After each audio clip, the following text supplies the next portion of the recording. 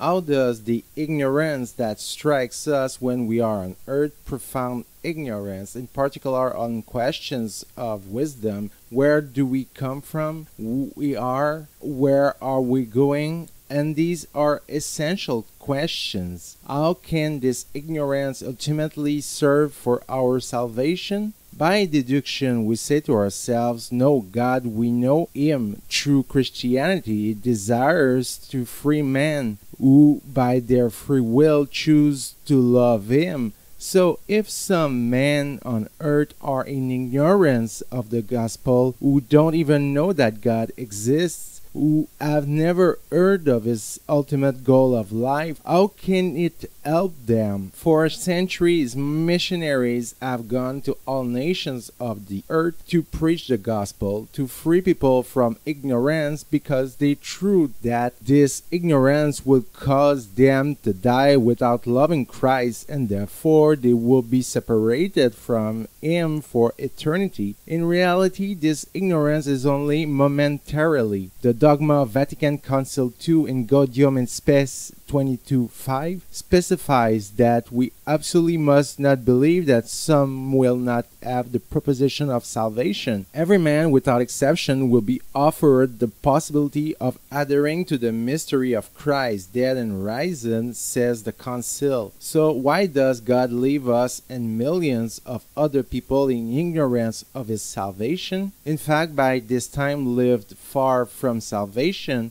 which gives meaning to life, their hearts are distressed, anguished, because their hearts were made for this true God. Our heart resembles a deep vessel that can only be filled by the true God, that of love and humility, contrary to that of Lucifer, the rebellious angel, who absolutely cannot fill with his project of solitary freedom. Consequently, the experience of the anguish which strikes the generations wherever they may be particularly proud, this experience coming from ignorance of who God is, makes it possible to increase the individual's desire to discover their own weakness, their own misery, and to aspire to our salvation. So much so that when atheistic people who have never heard of Christ arrive at the hour of death, and they have the pleasant surprise to meet with Him, to discover His existence, that He welcomes them, He may well